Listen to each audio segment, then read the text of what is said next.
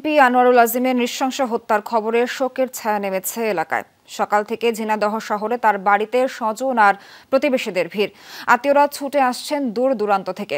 সেখানে হৃদয় বিদারক দৃশ্যের অবতারণা হয়। কি কারণে এ হত্যা, তার তদন্ত এবং সুষ্ঠু বিচার চাইছে তারা।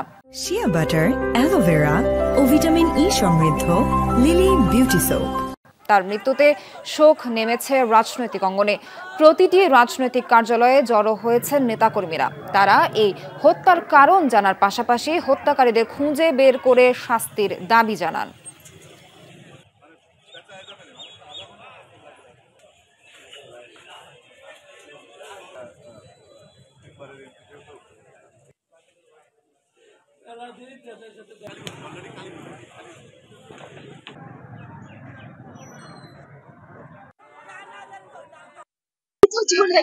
আমাদের আমরা